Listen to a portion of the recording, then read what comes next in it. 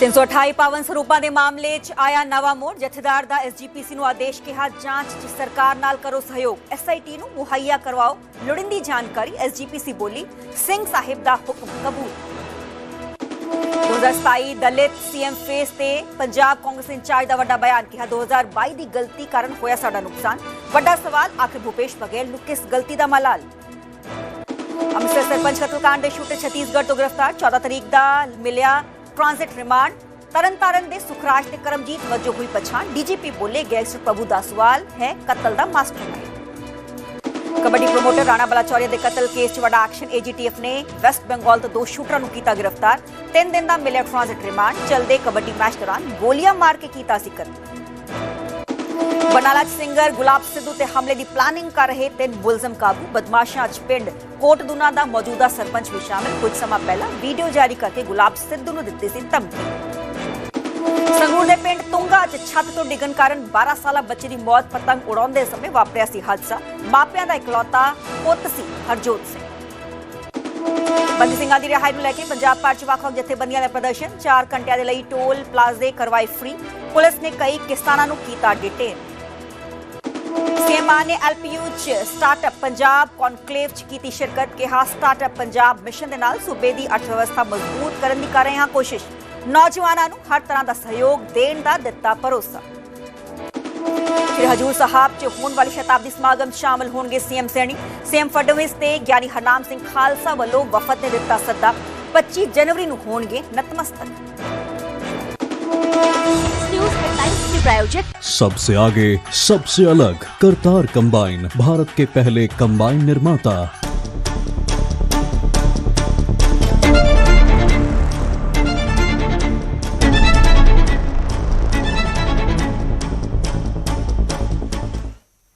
सत श्री अकाल जी, मैं हाँ सरबजोत कौर, न्यूज़ 18 पंजाब हरियाणा देख रहे सारे दर्शकों का स्वागत है। बुलेटिन की शुरुआत करांगे तो सब तो पहले असीं गल करांगे 328 पावन स्वरूपां दे मामले की, क्योंकि इस पूरे मामले पिछले साल 7 दिसंबर को एफआईआर दर्ज हुई तो उस तो कुछ दिन बाद एसआईटी का गठन किया गया। एसआईटी अपने पद्धर से जांच पड़ताल कर रही है, क्योंकि एसआईटी के वालों कार्रवाई करते हुए 2 मुलजमां नूं गिरफ्तार किया गया। एसएस कोहली का नाम सी ते कमलजीत सिंह का नाम सी।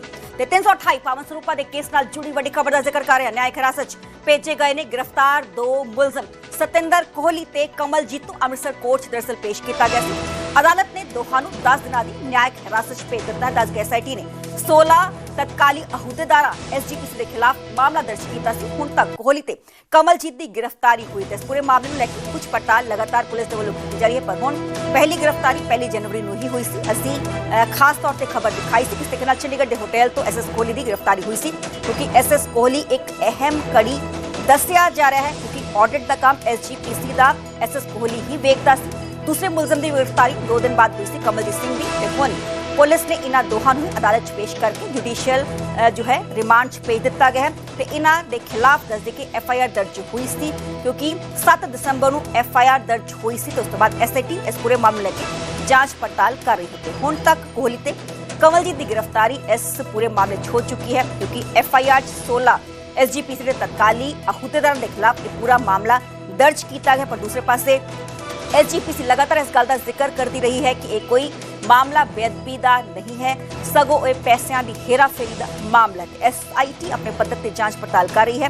न्यायिक हिरासत भेज दिए गए ने गिरफ्तार 2 मुलजम, क्योंकि कुछ पड़ताल लगातार इन्हां तो हुई सी। एसएस कोहली नूं जदों गिरफ्तार किया तो उस तो बाद अदालत पेश करके 6 दिनों का रिमांड हासिल किया गया सी। तो उस तो बाद दोबारा रिमांड भी लिया सी, पर हुण कुछ पड़ताल कंप्लीट हो चुके हैं। तो हुण दोनों ही मुलजमां नूं सतिंदर कोहली ते कमलजीत नूं अमृतसर कोर्ट पेश किया गया। अदालत ने दोहां नूं 10 दिनां दी न्यायिक हिरासत भेज दिता है।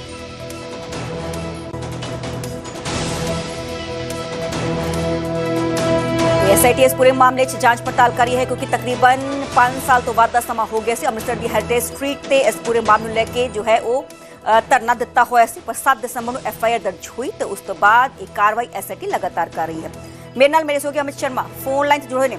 अमित, एसआईटी ने दोहां मुलजमां नूं कोर्ट पेश किया ते न्यायिक हिरासत च भेज दिता गया है। ਸਰਬਜੋਤ ਬਿਲਕੁਲ 328 ਸਰੂਪ ਮਾਮਲਿਆਂ ਦੇ ਵਿੱਚ ਜਿਹੜਾ ਐਚਐਸ ਕੋਹਲੀ ਅਤੇ ਕਮਲਜੀਤ ਸਿੰਘ ਨੂੰ ਮੁੜ ਅੱਜ ਅਦਾਲਤ ਵਿੱਚ ਪੇਸ਼ ਕੀਤਾ ਗਿਆ। ਇਸ ਤੋਂ ਪਹਿਲਾਂ ਜਦੋਂ ਪੇਸ਼ ਕੀਤਾ ਗਿਆ ਸੀ ਤੇ 5 ਦਿਨ ਦਾ ਕੋਰਟ ਵੱਲੋਂ ਰਿਮਾਂਡ ਜ਼ਰੂਰ ਜਿਹੜਾ ਮੰਗਿਆ ਗਿਆ ਸੀ ਪੁਲਿਸ ਦੁਆਰਾ, ਤੇ ਉਹਨਾਂ ਨੂੰ 5 दिन का रिमांड जरूर हासिल होया सी। जिहड़ी पुछगिछ करनी सी, हालांकि अज भी रिमांड नूं हासिल करने की कोशिश की गई थी, लेकिन कोर्ट द्वारा 10 दिन के जुडिशली रिमांड से भेजन के हुक्म जरूर दिते गए हैं, क्योंकि इस मामले विच हुण तक 16 ते मामला जरूर दर्ज किया गया, लेकिन हाले तक सिर्फ 2 ही गिरफ्तारियां होईयां ने। तो पुलिस द्वारा की सवाल जिहड़े कोहली ने पूछे गए हैं ते किन्नियां आने वाले समय च गिरफ्तारियां हो सकती हैं, या फिर कोहली को जिहड़ी पूछताछ की गई है कि उसका फायदा जिहड़ी SIT नूं मिलेगा, यह आने वाला समा जरूर दसेगा। जी चलो, बहुत बहुत शुक्रिया अमित, सानू पूरी जानकारी देने के लिए। अदालत च पेश किया गया दोनों मुलजमां नूं, SS कोहली नूं ते दूसरे पासे कमलजीत नूं, ते पेश करके हुण 10 दिनां दी जुडिशियल रिमांड च भेज दिता गया, क्योंकि कुछ पड़ताल SIT दे वल्लों लगातार जारी है। सवाल जवाब 328 पावन सरूपा के मामले च कीते गए SS कोहली तो कमलजीत तो, क्योंकि 16 चों 2 की डैथ हो चुकी है, 14 चों कई जो मुलजम ने वो बाहर विदेशों सेटल हो चुके हैं, कई इत्थे ने। हालांकि 2 की गिरफ्तारी हुण तक हुई है, देखना होगा कि आने वाले दिनों कि कुछ वड्डा एक्शन SIT के वल्लों लिया जाता है, कि होर कोई गिरफ्तारी इस पूरे मामले च की जाती है, यह वड्डा सवाल है।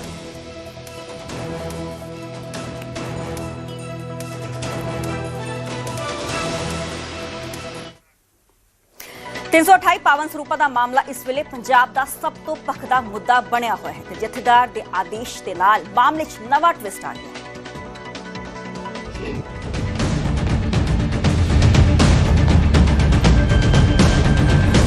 पंजाब च इस वेले 328 पावन सरूपां दा मामला पूरी तरह भखिया होया है। पंजाब सरकार ते SGPC आमो सामने ने, पर इस विचाले जथेदार कुलदीप सिंह गड़गज के बयान ने मामले नूं एक नवा मोड़ दे दिता है। जथेदार गड़गज ने SGPC नूं सरकार की जांच सहयोग देने का आदेश दिता है।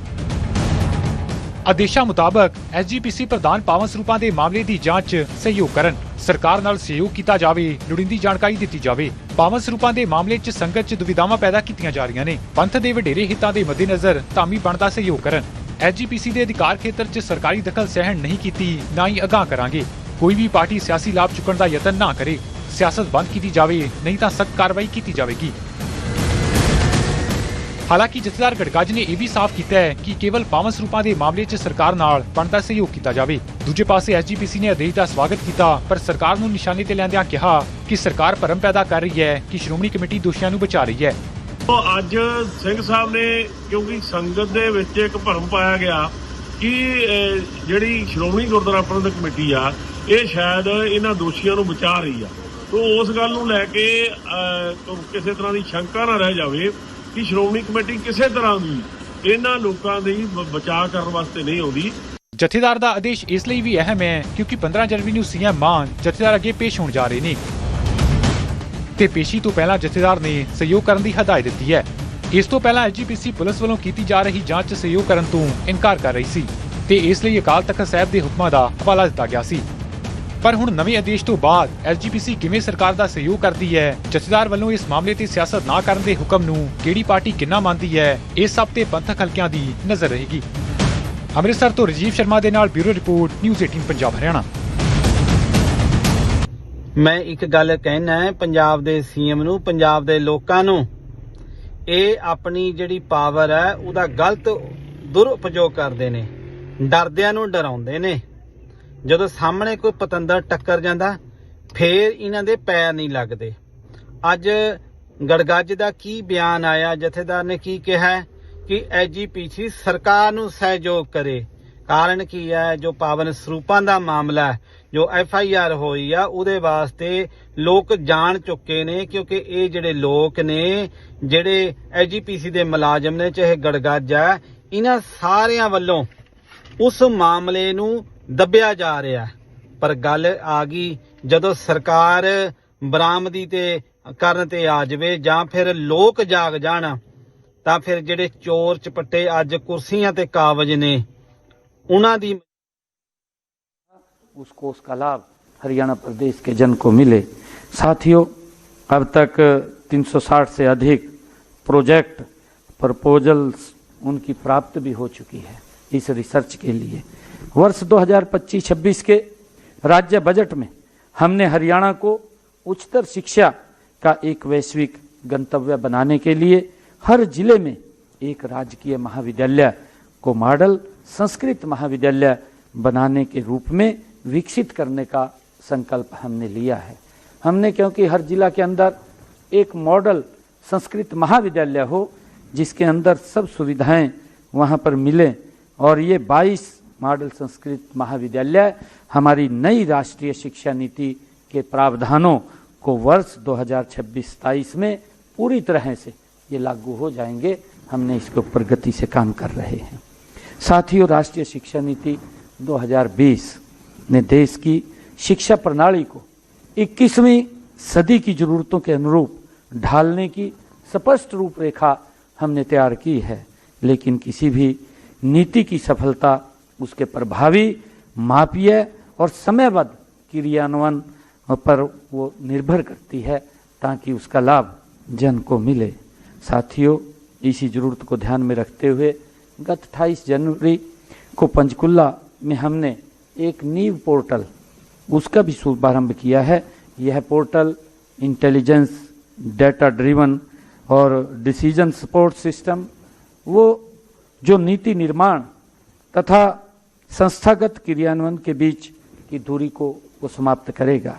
हमने नीव पोर्टल को चरणबद्ध और समावेशी ढंग से लागू करने का भी निर्णय लिया है।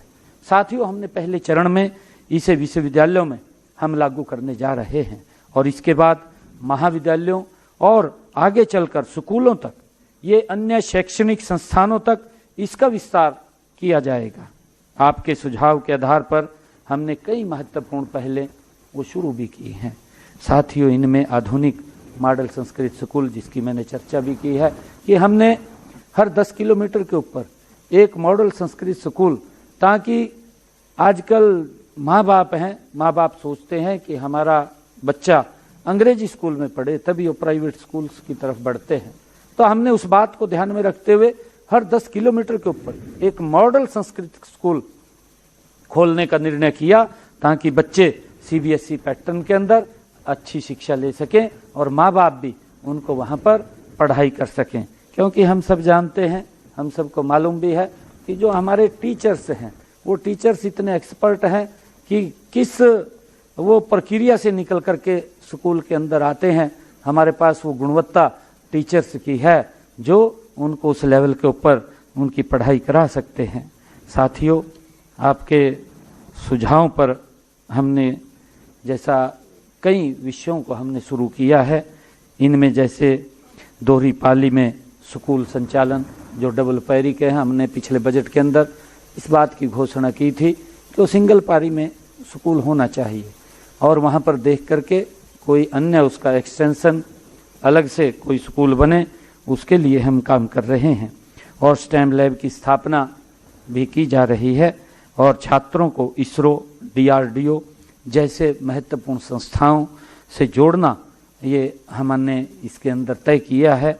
और इसके अलावा हमने बुनियादी शिक्षा को मजबूत करने के कार्यक्रम हरियाणा राज्य अनुसंधान कोष, कल्पना चावला छात्रवृत्ति योजना, जिसकी चर्चा भी की है, और उद्योग एवं अकादमी साझेदारी जैसी पहलों भी इसी सहभागिता का ही परिणाम है। हमने, क्योंकि हमारे जो पॉलिटेक्निकल्स हैं, आईटीआईज हैं या हमारी यूनिवर्सिटीज़ हैं, उनके साथ हमारे इंडस्ट्रियलिस्ट का भी एमओयू हमने साइन करवाए हैं ताकि हमारे जो इंडस्ट्रियलिस्ट हैं, बड़ी कंपनी हैं, वो बच्चों को प्लेसमेंट दे सकें और बच्चे हमारे जा भी रहे हैं। जो अच्छे बच्चे वहाँ गुणवत्तापूर्वक शिक्षा प्राप्त कर रहे हैं तो बच्चों को प्लेसमेंट भी मिल रही है। और जिसका अभी जिक्र भी किया है कि हमारे बच्चे जो गलत रास्ता इख्तियार करके, माँ बाप भी उसके अंदर क्योंकि सोचते थे कि बच्चा बाहर जाएगा, एक इस प्रकार का माइंडसेट बना हुआ है कि बाहर जाएगा तो वो अच्छा कमाई करेगा और हमें भी उसका लाभ होगा, परंतु गलत रास्ते से जब वो जाते हैं उसका नुकसान परिवार को भी होता है। उनको मालूम नहीं पड़ता कि डंकी रूट से जब वो जाते थे, डंकी रूट से कितना नुकसान बच्चे का भी होता था। कई बार तो बच्चा भी हाथ से निकल जाता था, पैसा भी चला जाता था, परंतु वो जिस सोच के आधार पर उसको भेजते थे उस सोच को भी परिवार पूरा नहीं कर पाता था। उसकी बहुत ज़्यादा दिक्कतें हमारे सामने भी खड़ी हो रही थी। उसको लेकर के हमने विधानसभा में, पिछले ही विधानसभा के अंदर हमने एक बिल भी लेकर के आए और बिल हमने बनाया कि अगर कोई बाहर भेजने का काम करता है तो उसने हरियाणा सरकार के एक वेबसाइट के ऊपर अपने आप को रजिस्ट्रेशन कराना पड़ेगा, और रजिस्ट्रेशन कराएगा वो ये भी बताएगा कि इतने बच्चे मैंने बाहर प्लेसमेंट किया है, और उस आधार के ऊपर हमने एक विदेश सहयोग विभाग हरियाणा सरकार ने भी बनाया है, और उसके माध्यम से भी हम बच्चे का बाहर से हम जो बड़ी कंपनियां हैं उनसे डिमांड्स भी लेते हैं, और डिमांड्स लेकर के हम ਹੁਣ ਗੱਲ ਕਰਾਂਗੇ ਪੰਜਾਬ ਕਾਂਗਰਸ ਦੀ, ਜਿੱਥੇ ਪੰਜਾਬ ਕਾਂਗਰਸ ਦੇ ਆਗੂ ਇੱਕ ਇੱਕ ਕਰਕੇ ਆਪਣੇ ਆਪ ਨੂੰ ਸੀਐਮ ਚਿਹਰਿਆਂ ਦੀ ਦੌੜ ਤੋਂ ਬਾਹਰ ਕਰ ਰਹੇ ਨੇ। ਉੱਥੇ ਹੀ ਭੁਪੇਸ਼ ਬਘੇਲ ਨੇ 2022 ਦੀ ਹਾਰ ਦਾ ਕਾਰਨ ਦੱਸਿਆ, ਜਿਸ ਨਾਲ ਨਵਾਂ ਵਿਵਾਦ ਖੜਾ ਹੁੰਦਾ ਨਜ਼ਰ ਆ ਰਿਹਾ ਹੈ। ਸਾਨੂੰ ਕਿਸੇ ਨੂੰ ਚੀਫ ਮਿਨਿਸਟਰ ਨਹੀਂ ਚਾਹੀਦੀ, ਸਾਨੂੰ ਪੰਜਾਬ 'ਚ ਕਾਂਗਰਸ ਦਾ ਰਾਜ ਚਾਹੀਦਾ, ਜੋ ਮਰਜ਼ੀ ਚੀਫ ਮਿਨਿਸਟਰ ਬਣ ਜਾਵੇ। ਔਰ ਸਾਡੇ ਤੋਂ ਕੋਈ ਹੱਕ ਨਹੀਂ ਗਾ ਮੁੱਖ ਮੰਤਰੀ ਦਾ। ਮੈਂ ਬਾਹਰ ਜਿਉਂ-ਜਿਉਂ 2027 ਨੇੜੇ ਆ ਰਿਹਾ ਹੈ, ਉਵੇਂ ਹੀ ਬਿਆਨਬਾਜ਼ੀਆਂ ਤੇ ਦਾਅਵੇਦਾਰੀਆਂ ਦਾ ਦੌਰ ਵੀ ਸ਼ੁਰੂ ਹੋ ਰਿਹਾ ਹੈ। ਅਕਸਰ ਕੁਰਸੀ ਦੀ ਖਿੱਚੋਤਾਣ ਦਾ ਸ਼ਿਕਾਰ ਹੋਣ ਵਾਲੀ ਕਾਂਗਰਸ ਪਾਰਟੀਆਂ ਦੇ ਆਗੂਆਂ ਦੇ ਵੀ ਇਸ ਵਾਰ ਸੁਰ ਕੁਝ ਹੋਰ ਹੀ ਨੇ। ਮੁਕਤਸਰ ਸਾਹਿਬ 'ਚ ਰੈਲੀ ਤੋਂ ਪਹਿਲਾਂ ਹੋਈ ਪ੍ਰੈਸ ਕਾਨਫਰੰਸ 'ਚ ਪੰਜਾਬ ਕਾਂਗਰਸ ਦੇ ਇੰਚਾਰਜ ਬਘੇਲ ਨੇ ਦਬੀ ਆਵਾਜ਼ 'ਚ 2022 ਦੇ ਦਲਿਤ ਕਾਰਡ ਨੂੰ ਕਾਂਗਰਸ ਦੀ ਗਲਤੀ ਦੱਸਿਆ ਤੇ ਬਿਨਾਂ ਸੀਐਮ ਚਿਹਰੇ ਤੋਂ ਵਿਧਾਨ ਸਭਾ ਲੜਨ ਦਾ ਐਲਾਨ ਕੀਤਾ। थोड़ा बहुत हवाओं का असर तो हो जाता है, लेकिन मुख्य रूप से आपने देखा कि 2022 में जो किन्हीं गलतियों के कारण से जनता हमसे नाराज हुई थी। कैप्टन अमरिंदर को चेहरा बना के चुनाव लड़ा था। उसके पहले आप देखेंगे कि सब सामूहिक नेतृत्व में चुनाव लड़ा जाता है, ये कांग्रेस का ट्रेंड रहा है, और अभी भी हम सामूहिक नेतृत्व में ही चुनाव लड़ेंगे। कोई चेहरा, ये सभी चेहरे हैं हमारे, जितने कांग्रेस के चाहे वर्तमान हो, पूर्व हो, अभी पीसीसी है, पहले की पीसीसी है, एलओपी है, सबका चेहरा है। ਹਾਲਾਂਕਿ ਬਘੇਲ ਦੇ ਬਿਆਨ ਬਾਰੇ ਸਾਬਕਾ ਸੀਐਮ ਚੰਨੀ ਤੋਂ ਵੀ ਸਵਾਲ ਕੀਤਾ ਗਿਆ ਤਾਂ ਉਹਨਾਂ ਦਾ ਬਿਆਨ ਸੀ ਭੁਪੇਸ਼ ਬਘੇਲ ਹੋਰਾਂ ਦਾ ਬਿਆਨ ਹੈਗਾ, ਕਹਿੰਦੇ 2022 'ਚ ਗਲਤੀਆਂ ਕਰਕੇ ਹਾਰੇ, ਆਪਦੀਆਂ ਕਰਕੇ। ਕੀ ਕਹੋਗੇ? मैं सुनिया नहीं। ਦੂਜੇ ਪਾਸੇ ਭਾਜਪਾ ਨੇ ਵੀ ਬਘੇਲ ਦੇ ਬਿਆਨ ਨੂੰ ਲੈ ਕੇ ਕਾਂਗਰਸ ਤੇ ਨਿਸ਼ਾਨੇ ਸਾਧੇ ਨੇ। ਜਿਹੜੀ ਬਘੇਲ ਸਾਹਿਬ ਨੇ ਅੱਜ ਗੱਲ ਆਖੀ ਹੈ ਤੇ ਜਿਹੜੀ ਪੰਜਾਬ ਕਾਂਗਰਸ ਦੇ ਹਾਲਾਤ ਹੈ, ਜਿਹੜੀ ਖਾਨਾ ਜੰਗੀ ਆ, ਉਹ ਦਰਸਾਉਂਦੀ ਹੈ ਇਹਨਾਂ ਦੇ ਆਪ ਦੇ ਲੀਡਰਾਂ ਦੇ ਉੱਪਰ ਭ੍ਰਿਸ਼ਟਾਚਾਰ ਦੇ ਵਿੱਚ ਲਿਪਤ ਹੈ। ਸਰਕਾਰ ਨੇ ਭਗਵੰਤ ਮਾਨ ਦੇ ਅੱਗੇ ਇਹਨਾਂ ਨੇ ਗੋਡੇ ਟੇਕੇ ਹੋਇਆ ਕਾਂਗਰਸ ਵਾਲਿਆਂ ਨੇ, ਤੇ ਹੁਣ ਗਲਤੀਆਂ ਦੀ ਜਿੰਨੀ ਵੀ ਗੱਲ ਕਰੀ ਜਾਣ, ਪੰਜਾਬ ਦੇ ਲੋਕਾਂ ਨੇ ਮੂੰਹ ਨਹੀਂ ਲਾਉਣਾ ਇਹਨਾਂ ਨੂੰ, ਜੋ ਮਰਜ਼ੀ ਕਰ ਲੈਣ। ਬਘੇਲ ਨੇ ਬਿਆਨ ਉਸ ਵੇਲੇ ਦਿੱਤਾ ਜਦੋਂ ਪਾਰਟੀ ਦੇ ਹੋਰ ਆਗੂ ਸੀਐਮ ਚਿਹਰੇ ਦੀ ਦਾਅਵੇਦਾਰੀ ਤੋਂ ਕਿਨਾਰਾ ਕਰ ਚੁੱਕੇ ਨੇ। ਬੀਤੇ ਦਿਨੀ ਸੁਖਜਿੰਦਰ ਰੰਧਾਵਾ ਨੇ 27 'ਚ ਕੁਰਸੀ ਨਹੀਂ, ਕਾਂਗਰਸ ਦੇ ਰਾਜ ਦੀ ਗੱਲ ਕਹੀ ਤਾਂ ਦੂਜੇ ਪਾਸੇ ਰਾਜਾ ਵੜਿੰਗ ਨੇ ਵੀ ਖੁਦ ਨੂੰ ਸੀਐਮ ਕੁਰਸੀ ਦਾ ਗਾਹਕ ਨਹੀਂ ਦੱਸਿਆ। ਬਘੇਲ ਸਾਹਿਬ, ਸਾਨੂੰ ਕਿਸੇ ਨੂੰ ਚੀਫ ਮਿਨਿਸਟਰ ਨਹੀਂ ਚਾਹੀਦੀ, ਸਾਨੂੰ ਪੰਜਾਬ 'ਚ ਕਾਂਗਰਸ ਦਾ ਰਾਜ ਚਾਹੀਦਾ, ਜੋ ਮਰਜ਼ੀ ਚੀਫ ਮਿਨਿਸਟਰ ਬਣ ਜੇ। ਸਾਡੀ ਲੜਾਈ ਕਰਾ ਦਿੱਤੇ। ਇਹ ਕਹਿੰਦੇ ਦੇਖੋ ਜੀ ਉੱਥੇ ਫਲਾਣਾ ਨਹੀਂ ਆਇਆ, ਇਹਨਾਂ ਦੇ 5 ਬੰਦੇ ਮੁੱਖ ਮੰਤਰੀ ਦੇ ਗਾਹਕ ਹੈ। ਮੈਂ ਤਾਂ ਗਾਹਕ ਨਹੀਂ, 5 ਗਏ। ਰਾਹੁਲ ਗਾਂਧੀ ਨੇ ਕਿਹਾ ਕਿ ਜਿਹੜਾ ਕਹੂਗਾ ਮੈਂ ਮੁੱਖ ਮੰਤਰੀ ਦਾ ਗਾਹਕ ਹੈ, ਬਣਾਉਣਾ ਰਾਹੁਲ ਗਾਂਧੀ ਨੇ, ਖੜਗੇ ਸਾਹਿਬ ਨੇ, ਉਹਨਾਂ ਨੇ ਬਣਾਉਣਾ, ਉਹਦਾ ਬੰਦਾ ਨਹੀਂ। ਔਰ ਸਾਡੇ ਤੋਂ ਕੋਈ ਗਾਹਕ ਨਹੀਂ ਗਾ ਮੁੱਖ ਮੰਤਰੀ ਦਾ। ਮੈਂ ਬਾਹਰ ਇਸ ਸਾਰੀ ਬਿਆਨਬਾਜ਼ੀ ਨੂੰ ਲੈ ਕੇ ਕਾਂਗਰਸੀ ਇੱਕੋ ਸੁਰ ਨਜ਼ਰ ਆ ਰਹੇ ਨੇ, ਪਰ ਸੀਐਮ ਉਮੀਦਵਾਰ ਦੀ ਦਾਅਵੇਦਾਰੀ ਤੇ ਸਾਬਕਾ ਮੁੱਖ ਮੰਤਰੀ ਚੰਨੀ ਨੇ ਹਾਲੇ ਵੀ ਚੁੱਪੀ ਧਾਰੀ ਹੋਈ ਹੈ। ਖੈਰ ਭੁਪੇਸ਼ ਬਘੇਲ ਤਾਂ ਇਹ ਸਾਫ਼ ਕਰ ਹੀ ਚੁੱਕੇ ਨੇ ਕਿ ਇਸ ਵਾਰ ਦੀਆਂ ਚੋਣਾਂ ਰਾਹੁਲ ਤੇ ਖੜਗੇ ਦੇ ਚਿਹਰੇ ਤੇ ਲੜੀਆਂ ਜਾਣਗੀਆਂ, ਪਰ 2027 ਦੇ ਆਉਂਦੇ ਕਾਂਗਰਸ ਇਸ ਦਾਅਵੇ ਤੇ ਸਟੈਂਡ ਕਰੇਗੀ ਜਾਂ ਪਾਰਟੀ 'ਚ ਕੋਈ ਹੋਰ ਰਣਨੀਤੀ ਘੜੀ ਜਾਵੇਗੀ, ਇਹ ਤਾਂ ਆਉਣ ਵਾਲਾ ਸਮਾਂ ਹੀ ਦੱਸੇਗਾ। Bureau report, news 18 Punjab Haryana. Punjab Congress incharge Bhupesh Baghel ਨੂੰ ਕਿਸ ਗੱਲ ਦਾ ਮਲਾਲ ਹੈ, ਇਹ ਤੇ ਵੱਡਾ ਸਵਾਲ ਹੈ, ਕਿਉਂਕਿ 2022 ਦਾ ਉਹ ਜ਼ਿਕਰ ਕਰਨੇ ਕਿ ਜੋ ਗਲਤੀ ਅਸੀਂ 2022 ਚ ਕੀਤੀ ਸੀ ਉਹ ਹੁਣ 2027 ਅਸੈਂਬਲੀ ਇਲੈਕਸ਼ਨਸ ਚ ਅਸੀਂ ਦੁਹਰਾਉਣਾ ਨਹੀਂ ਚਾਹੁੰਦੇ, ਕਿਉਂਕਿ ਕਿਸ ਤਰੀਕੇ ਨਾਲ ਦਲਿਤ ਸੀਐਮ ਫੇਸ ਨੂੰ ਲੈ ਕੇ ਸਵਾਲ ਉਹਨਾਂ ਨੂੰ ਜਦੋਂ ਪੁੱਛਿਆ ਗਿਆ ਤਾਂ ਉਹਨਾਂ ਨੇ ਇਨ੍ਹਾਂ ਗੱਲਾਂ ਦਾ ਜ਼ਿਕਰ ਕਰ ਦਿੱਤਾ। ਅਸੀਂ ਦੱਸਾਂਗੇ ਕਿ ਸੈਂਸਸ 2011 ਦੇ ਮੁਤਾਬਿਕ ਕਿੰਨਾ ਜ਼ਿਲ੍ਹਿਆਂ 'ਚ ਕਿੰਨੀ ਦਲਿਤ ਆਬਾਦੀ ਹੈ। ਪੰਜਾਬ 'ਚ ਦਲਿਤ ਆਬਾਦੀ ਦਾ ਜ਼ਿਕਰ ਕਰਦੇ ਟੋਟਲ ਜੋ ਦਲਿਤ ਆਬਾਦੀ ਹੈ 31.9%। ਸੈਂਸਸ 2011 ਦੇ ਮੁਤਾਬਿਕ ਇੰਨੀ ਆਬਾਦੀ ਦਲਿਤ ਜੋ ਹੈ ਪੰਜਾਬ 'ਚ ਵਸਦੀ ਹੈ। ਤੇ ਜ਼ਿਲ੍ਹਿਆਂ ਅਨੁਸਾਰ ਦਲਿਤ ਆਬਾਦੀ ਕਿੰਨੀ ਹੈ? ਅੰਮ੍ਰਿਤਸਰ 'ਚ 30.95%, ਬਰਨਾਲਾ 'ਚ 32.24% ਦਲਿਤ ਆਬਾਦੀ ਦਾ ਜ਼ਿਕਰ ਕਰ ਰਹੀ ਹਾਂ ਮੈਂ, बठिंडा 32.44%, फरीदकोट 38.92%, फतेहगढ़ साहब 32.07% ਤੇ ਹੋਰ ਵੀ ਵੱਖ-ਵੱਖ ਜ਼ਿਲ੍ਹਿਆਂ ਦਾ ਅਸੀਂ ਜ਼ਿਕਰ ਕਰਾਂਗੇ ਕਿੰਨਾ ਜ਼ਿਲ੍ਹਿਆਂ 'ਚ ਕਿੰਨੀ ਆਬਾਦੀ ਹੈ।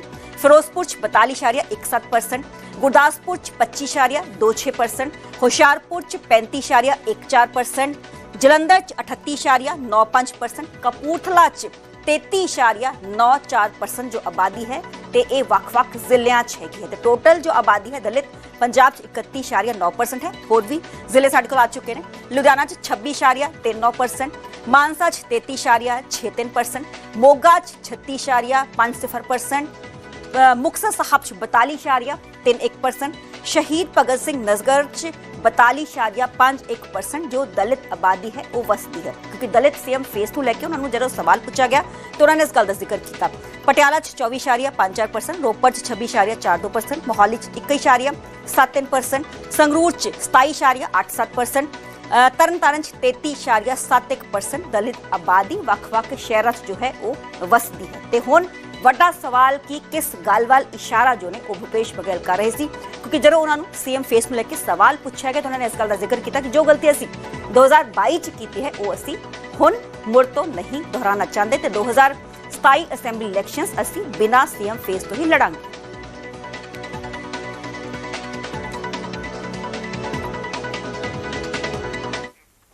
ਹੁਣ ਗੱਲ ਕਰਾਂਗੇ ਸਰਪੰਚ ਜਰਮਲ ਸਿੰਘ ਕਤਲकांड ਦੀ, ਕਿਉਂਕਿ ਸਰਪੰਚ ਜਰਮਲ ਸਿੰਘ ਕਤਲकांड 'ਚ ਪੁਲਿਸ ਨੇ ਹੁਣ ਤੱਕ 7 ਮੁਲਜ਼ਮਾਂ ਨੂੰ ਗ੍ਰਿਫਤਾਰ ਕੀਤਾ ਹੈ। ਜਾਂਚ 'ਚ ਸਾਹਮਣੇ ਆਇਆ ਹੈ ਕਿ ਸਰਪੰਚ ਦੇ ਕਤਲ ਦੇ ਪਿੱਛੇ ਗੈਂਗਸਟਰ ਪ੍ਰਭੂ ਦਾਸੂਵਾਲ ਦਾ ਹੱਥ ਸੀ, ਜਿਸ ਨੇ ਰੰਜਿਸ਼ ਦੇ ਚੱਲਦੇ ਸਰਪੰਚ ਦੀ ਮੌਤ ਦੀ ਕਹਾਣੀ ਲਿਖੀ।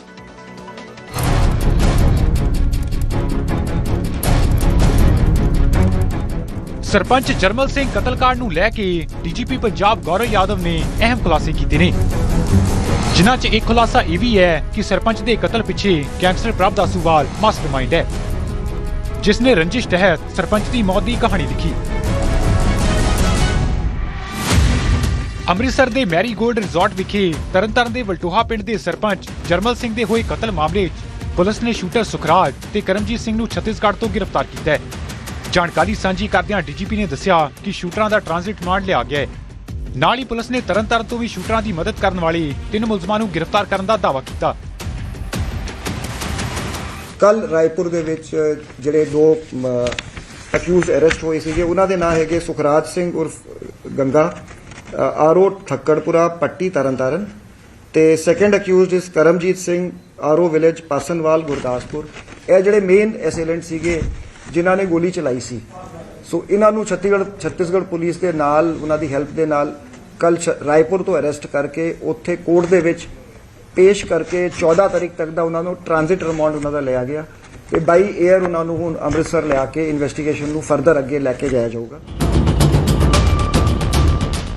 ਡੀਜੀਪੀ ਗੌਰਵ ਯਾਦਵ ਮੁਤਾਬਕ ਸਰਪੰਚ ਜਰਮਲ ਸਿੰਘ ਕਤਲकांड 'ਚ ਹੁਣ ਤੱਕ 7 ਗ੍ਰਿਫਤਾਰੀਆਂ ਹੋ ਚੁੱਕੀਆਂ ਨੇ, ਜਿਨ੍ਹਾਂ 'ਚੋਂ ਛੱਤੀਸਗੜ੍ਹ ਦੇ ਰਾਏਪੁਰ ਤੋਂ 2, ਮੋਹਾਲੀ ਤੋਂ 2 ਤੇ ਤਰਨਤਾਰਨ ਤੋਂ 3 ਮੁਲਜ਼ਮਾਂ ਨੂੰ ਗ੍ਰਿਫਤਾਰ ਕੀਤਾ ਗਿਆ।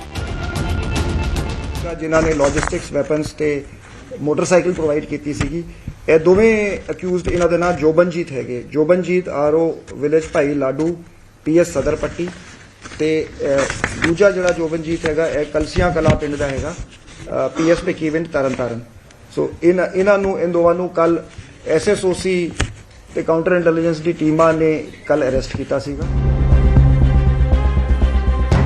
ਦੱਸ ਦਈਏ ਕਿ 4 ਜਨਵਰੀ ਨੂੰ ਸਰਪੰਚ ਜਰਮਲ ਸਿੰਘ ਨੂੰ 2 ਸ਼ੂਟਰਾਂ ਨੇ ਜਲਦੀ ਵਿਆਹ ਸਮਾਗਮ 'ਚ ਗੋਲੀ ਮਾਰ ਦਿੱਤੀ ਸੀ ਤੇ ਕਤਲकांड ਦੀ ਜਦੋਂ ਪੁਲਿਸ ਨੇ ਜਾਂਚ ਕੀਤੀ ਤਾਂ ਪੁਰਾਣੀ ਰੰਜਿਸ਼, ਸਾਜ਼ਿਸ਼ ਤੇ ਗੈਂਗਸਟਰ ਤੇ ਉਹਨਾਂ ਦੇ ਸ਼ੂਟਰਾਂ ਨੇ ਕਈ ਵਰਕੀ ਖੋਲੇ। ਹੁਣ ਆਉਣ ਵਾਲੇ ਦਿਨਾਂ 'ਚ ਪੁਲਿਸ ਕੀ ਖੁਲਾਸੇ ਕਰਦੀ ਹੈ ਇਹ ਆਉਣ ਵਾਲਾ ਸਮਾਂ ਹੀ ਦੱਸੇਗਾ। ਚੰਡੀਗੜ੍ਹ ਤੋਂ ਅੰਕਿਤ ਦਦਾਨੀ, ਨਿਊਜ਼ 18 ਪੰਜਾਬ ਹਰਿਆਣਾ। ਪੰਜਾਬ ਪੁਲਿਸ ਨੇ ਵੱਡਾ ਐਕਸ਼ਨ ਲੈਂਦੇ ਰਾਣਾ ਬਲਾਚੌਰੀਆ ਦੇ ਕਤਲ ਕੇਸ ਦੇ 2 ਸ਼ੂਟਰਾਂ ਨੂੰ ਕਾਬੂ ਕਰ ਲਿਆ, ਜਿਨ੍ਹਾਂ ਦੀ ਗ੍ਰਿਫਤਾਰੀ ਕੋਲਕਾਤਾ ਤੋਂ ਹੋਈ ਹੈ, ਜੋ ਬਲਾਚੌਰੀਆ ਦਾ ਕਤਲ ਕਰਨ ਤੋਂ ਬਾਅਦ ਫਰਾਰ ਚੱਲ ਰਹੇ ਸੀ।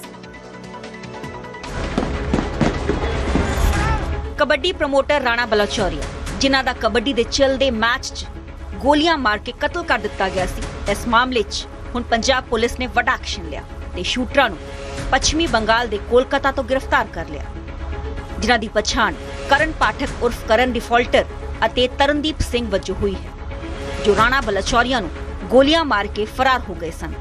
ਜਿਨ੍ਹਾਂ ਦੀ ਭਾਲ 'ਚ ਪੁਲਿਸ ਕਈ ਦਿਨਾਂ ਤੋਂ ਛਾਪੇ ਮਾਰ ਰਹੀ ਸੀ ਤੇ ਆਖਰ ਪੁਲਿਸ ਦੀਆਂ ਕੋਸ਼ਿਸ਼ਾਂ ਸਫਲ ਹੋਈਆਂ ਤੇ ਦੋਹਾਂ ਸ਼ੂਟਰਾਂ ਨੂੰ ਕਾਬੂ ਕਰ ਲਿਆ ਗਿਆ। ਇਹਨਾਂ ਦੇ ਨਾਲ ਵਿਦੇਸ਼ 'ਚ ਬੈਠੇ ਹੈਂਡਲਰ ਅਮਰ ਰਾਜਪੂਤ ਦੇ ਕਰੀਬੀ ਰਿਸ਼ਤੇਦਾਰ ਆਕਾਸ਼ ਨੂੰ ਵੀ ਗ੍ਰਿਫਤਾਰ ਕੀਤਾ ਗਿਆ ਹੈ, ਜਿਸ ਤੇ ਸ਼ੂਟਰਾਂ ਦੀ ਮਦਦ ਕਰਨ ਦਾ ਇਲਜ਼ਾਮ ਹੈ। ਰਾਣਾ ਬਲਾਚੌਰੀਆ ਜਿਹੜਾ ਖੇਡਾਂ ਦਾ ਪ੍ਰਮੋਟਰ ਸੀਗਾ, ਉਹਦੇ ਉੱਤੇ ਜਿਹੜੀ ਗੋਲੀ ਚੱਲੀ ਸੀ ਇੱਥੇ ਮੋਹਾਲੀ ਦੇ ਵਿੱਚ ਗਰਾਊਂਡ, ਉਹਦੇ ਸੰਬੰਧੀ ਜਿਹੜੇ ਉਹਨੂੰ ਉੱਤੇ ਗੋਲੀ ਚਲਾਉਣ ਵਾਲੇ ਸ਼ੂਟਰ ਸੀ, ਉਹ ਦੋਨੋਂ ਅਰੈਸਟ ਕਰ ਲਏ ਗਏ ਆ ਔਰ ਇਹਨਾਂ ਨੂੰ ਪੱਛਮੀ ਬੰਗਾਲ ਦੇ ਵਿੱਚੋਂ कोलकाता तो अरेस्ट किया गया। राणा बलाचौरिया था, उसका मर्डर हुआ था फायर आर्म से। उसमें जो आज 3 लोग पकड़े हैं उनमें से 2 लोग शूटर थे। एक जो आकाशदीप है उसने उनको लॉजिस्टिक्स वगैरह प्रोवाइड कराई थी। अब हमने कोर्ट में पेश किया है इनको। 3 दिन का हमें ट्रांजिट रिमांड मिला है। हम इनको लेकर जाके मोहाली कोर्ट में पेश करेंगे। ਜ਼ਿਕਰਯੋਗ ਹੈ ਕਿ ਪਿਛਲੇ ਸਾਲ 15 ਦਸੰਬਰ 2025 ਨੂੰ ਮੋਹਾਲੀ ਦੇ ਸੁਹਾਣਾ 'ਚ ਸ਼ਾਮ ਦੇ ਸਮੇਂ ਵੱਡੀ ਵਾਰਦਾਤ ਵਾਪਰੀ, ਜਦ ਕੁਝ ਬਦਮਾਸ਼ ਕਬੱਡੀ ਦੇ ਚੱਲਦੇ ਮੈਚ 'ਚ ਪਹੁੰਚੇ, ਸਟੇਜ ਤੇ ਜਾ ਕੇ ਕਬੱਡੀ ਪ੍ਰਮੋਟਰ ਦਾ ਗੋਲੀਆਂ ਮਾਰ ਕੇ ਕਤਲ ਕਰਕੇ ਫਰਾਰ ਹੋ ਗਏ। ਇਸ ਘਟਨਾ ਨੇ ਸੂਬੇ ਦੀ ਕਾਨੂੰਨ ਵਿਵਸਥਾ ਤੇ ਸਵਾਲ ਖੜੇ ਕੀਤੇ ਤਾਂ ਪੁਲਿਸ ਨੇ ਛਾਪੇਮਾਰੀ ਸ਼ੁਰੂ ਕੀਤੀ ਤੇ ਸ਼ੂਟਰਾਂ ਨੂੰ ਗ੍ਰਿਫਤਾਰ ਕਰ ਲਿਆ, ਜਿਨ੍ਹਾਂ ਤੋਂ ਪੁੱਛਗਿੱਛ 'ਚ ਹੋਰ ਵੀ ਵੱਡੇ ਖੁਲਾਸੇ ਹੋਣ ਦੀ ਆਸ ਹੈ। ਚੰਡੀਗੜ੍ਹ ਤੋਂ ਵਿਨੇਸ਼ ਕਟਾਰੀਆ, ਨਿਊਜ਼ 18 ਪੰਜਾਬ।